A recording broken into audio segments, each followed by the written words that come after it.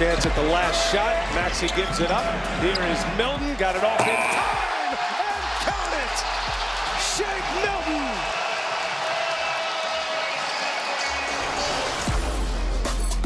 Allow me to reintroduce myself. My name is Ro, right here in Studio B, along with the NBA champion, All-Star Steve Smith, and the next head coach of your favorite basketball team, Earl Watson. It is Playoff Central Live, presented by AT&T 5G, and we just witnessed the Philadelphia Sixers even the series one game apiece, and a lot of it because of Shake Milton in that third quarter. Joel Embiid with a playoff career-high 40 points, the first Sixer with 40 and 10 in a playoff game since the Hall of Famer Billy Cunningham did it in 1970. That run in the third quarter was huge. They went on that run, and we saw Shake Milton hit that three at the buzzer. Hey, Smitty, coming in you first. Obviously, we know that the haymakers were thrown early. The Sixers got out the gate. The Hawks got back into it, and the Sixers responded in a major way in the third quarter. They did, Ro. I mean, Earl, it was 32-0, I think, bench points going into halftime. And then Shake Milton, that one shot can get you going. And I know he has been struggling, but he has scores mentality. Not afraid, came out knocking down shots. But this was established by Joel Embiid. Obviously, they need that bench, but that one shot right there got him going.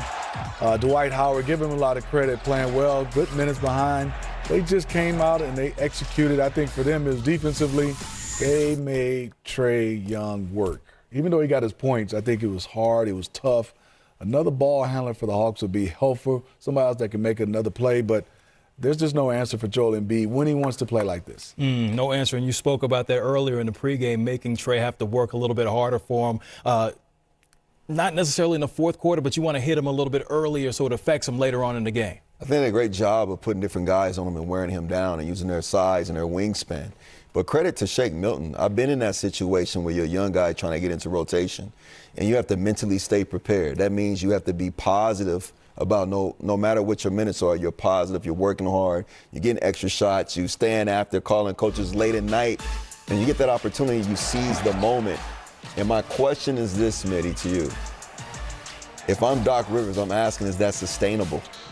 I'm not sure if it's sustainable over 7 games. So if you're Atlanta Hawks, you're in a locker room, you're saying, hey, they had a guy come out, he played at a very high level. We have more guys off our bench that can do that every game this series. Let's go back home and get ready for another opportunity to get a W. Yeah, if you're Atlanta, I'm with Earl. I mean, your goal is to get one. You get greedy and you try to get 2. But Shake doesn't have this type of quarter or this run. It's a closer game. You never know what happens. So if you're Nate McMillan, you're extremely happy. We had no rhythm in this game, but we fought back. They played like a veteran team. We lost this game, but we were never rattled. We stayed into it.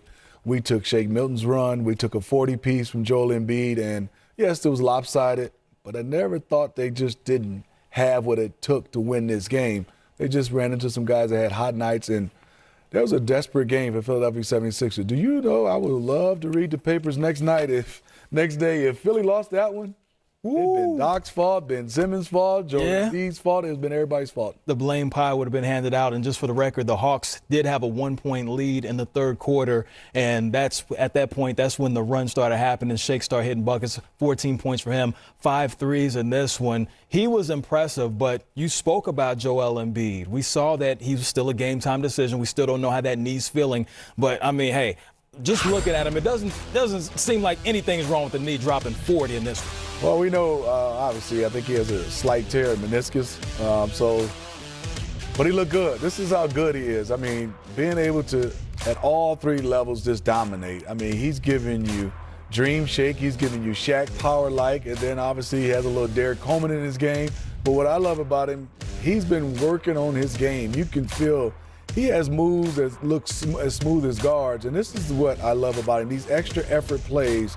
We didn't see this a lot, young in his career. We've always knew the talent. This right here, that knee looks good to me to be able to do that. That is something, my knee hurt watching that one, but I give Joel Embiid a lot of credit.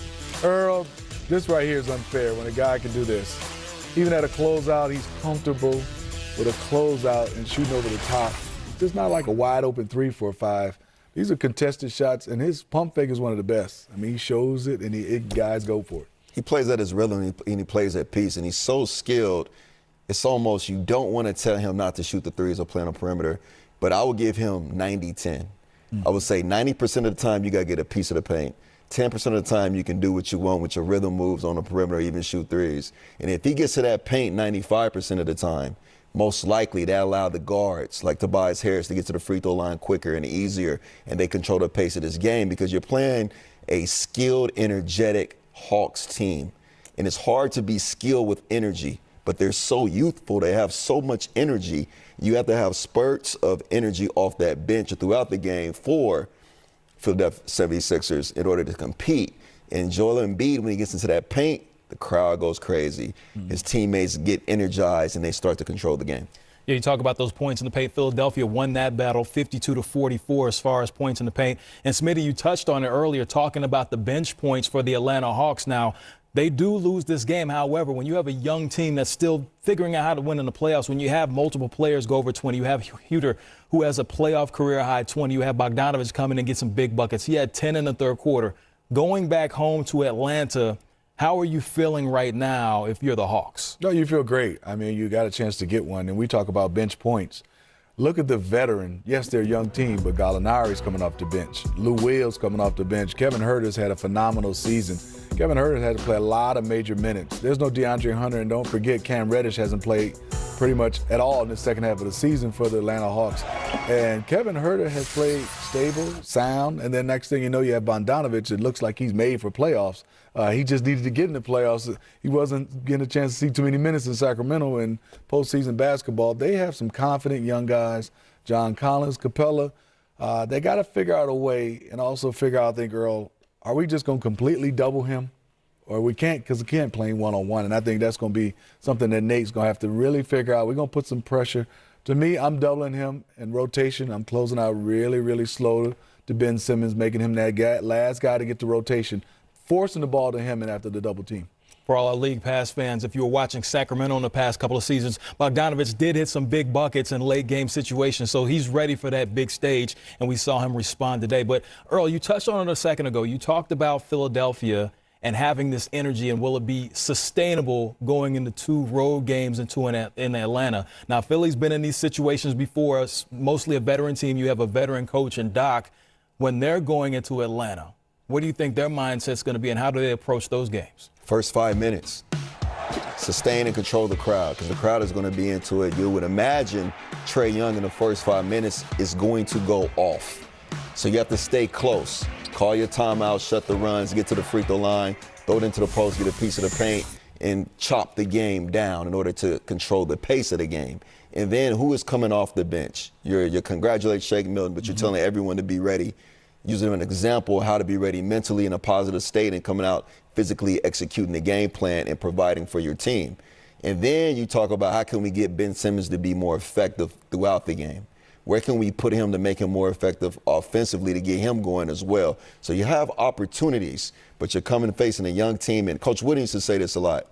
He would say, don't fall in love with results. Play the right way, play our way. If we win, great. If we lose, we're going to win more than we lose. And I thought the Hawks played their way. Trae didn't have a game where he went off, but we know that is going to be more opportunities for him to go off than less, and he's going to come in that next game and have a lot of fire to his action. Trae Young, 21 points, 1 for 7 from 3, 6 for 16 from the field. Don't fall in love from the results. I just wrote that one down courtesy of the legendary John Wooden, once his head coach way back when. In the meantime, another head coach who once spent some time in L.A. I just aged you. I didn't mean to do that. But you get what I was trying to say. Yeah, let's go to Doc Rivers. I was looking at Earl and said, boy. Mentor. Benjamin Button. You played 30-something seconds in the last game. Why did you feel the need, why did you bring him in and then talk about his performance? Yeah, because I thought the second unit was struggling. We had 0 points at halftime, Keith, from our second unit. I talked to Shake today. I said, this is a long run, man. If we do this right, and everyone's going to get a shot and stay ready. I give Shake, and the same thing happened to Ferg early in there, when we took him out of the rotation. Shake came back last night, played one-on-one at 10 o'clock at night. He shot extra. I mean, he prepared himself, and he believed that he would get another shot, and he got it, and he gave us a huge lift. So I'm very happy for him, just personally. Thank you, Doc. Let's go to John Clark. Doc, The Hawks had that lead 80-79 with 2:41 left in the third. You have Shake come in, he hits the three, but it was, the bench scoring 26 of the next 30 points for you guys. How incredible was the energy that Shake brought everybody with him? Yes, I thought Shake and George Hill, and then Matisse's defense, and George's defense saved us. Dwight was big on the glass, but we challenged them at halftime, John. We really did. When you looked at the stats, I think it was 41 or 43-0 in bench points at halftime. We had 0 points at halftime, and we challenged the defense. We said, guys, if you guys get stops with the spacing we have, we'll score. But you can't play half court all the time because the other team is scoring. And I thought our guys did a phenomenal job defensively first, and then we picked the right guys, obviously. Bringing Shake in was huge for us. And Joel, when he left the game there, I believe he had a 4-point lead. So to see it stretched to 18 or 20, how big is that for what he's given you, the amount of minutes he's playing? That was huge. And we felt like, listen, they cut it to 1. You would think worst time to take Joel out. But for us, it's still a minutes, and we felt like we were going to need him down the stretch. The fact that the second unit, we can wait till, 7 minutes to put Joel back in, and he comes back in with an 18-point lead. That was absolutely wonderful. Thank you. Dave McMenamin. Doc, you've coached some greats who have had some great performances in Boston and LA, for sure. Joel playing on bum knee, down 0-1 in the series, starts the game 15 minutes after finding out he didn't win MVP, puts up 4 things up. Could you just speak to the magnitude of his night? Yeah, it was awesome. I think Joel, I don't know if the MVP thing did anything to him or not. I remember being on the other side of the night that David Robinson got the MVP and we had to play Elijah on. I was on that Spur team. That didn't go well for us. Tonight, you felt like that was Joel. He was that magnificent, dominant for us early on.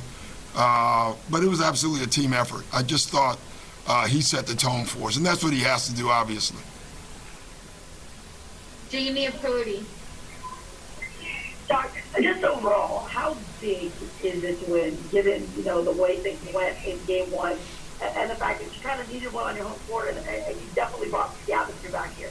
Yeah, we just needed to win the game, Jamie. It was big because we lost Game 1, but if we had won Game 1, it would have been big because we won Game 2. You know what I'm saying? You don't ever want to go down 2-0 in a series, and now we're not.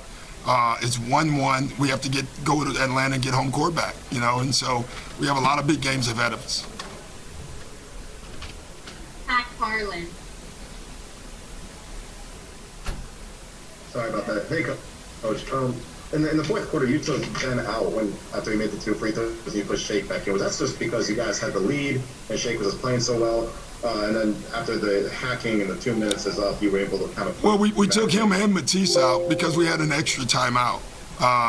It's funny. That's why you try to save timeouts. I was tempted to use the extra one in the first half, and I didn't. And it really came back and rewarded us because when they started fouling, I called it at 3. I knew it was just 1 minute because they were going to foul Ben or Matisse. And with an extra timeout in your pocket, why let them? That was the thinking. And then what did you think of your defense performance on Trey tonight? I thought Ben did an okay job against them. He was shot 1 for 7 from deep on the night. But what did you just kind of assess the defense on Trey? Yeah, I thought it was good. I thought the switching early on was good. We took them out of their 77 and double drag play for the most part. He'll be more aggressive next game. There's no doubt about it. I thought you could see his adjustment was to try to attack early in transition. So we're going to have to adjust to that next game. Thanks, Coach. Kevin Kincaid. Hey, Doc, just to piggyback off what Kai is saying there, did you feel like the game was officiated in a way that made that switch from Danny to Ben feasible? I'm not going to comment on that. Do you think that Ben was able to defend the way that he wanted to? Yeah, I thought Ben played terrific defense, and he did it without fouling. Paul Hudrick. Hey, Doc, one of the adjustments it seems like you made early is you had Tobias kind of switch on to Trey when he did, the pick and roll. What did you see? It seemed like Tobias really kind of gave you a boost in that regard. And in the first half, his two-way game in general, it seemed like he gave you guys a big boost early. Yeah, Paul, we just didn't, what Trey wants is to go downhill, and we felt like to switch him would at least flatten him out. Even if he beat our guys, it would give us time to adjust and be in our help positions. You know, in game one, he was just going downhill so quickly that we decided to switch on the double drag the first guy, not the second guy. And I thought that had some impact for us. Chris Franklin. Hey, Doc, piggybacking off that question, well, I think Tobias scored like something like 10 of your first 14 points in the game. Yeah. Are you going to make a concerted effort to try to give him the ball? And what did you think about his offensive game? Yeah, he was great. But, you know, no is the answer. It just, you know, we talked about it after game one. My frustration level was quite high because we didn't do what we've done all year, and that's what we call feed the pig. You know, and that means the player or the play. We would run a play and score and then go run something else, which for the life of me, I couldn't figure out. And I thought in the first quarter, they saw Tobias had it going. They saw the set they were running. You saw Joel calling Tobias set. I thought that was terrific. I mean, keep running the play until it stopped. And I thought our guys did a great job of that tonight. Thank you, Coach. Thanks, guys. Doc.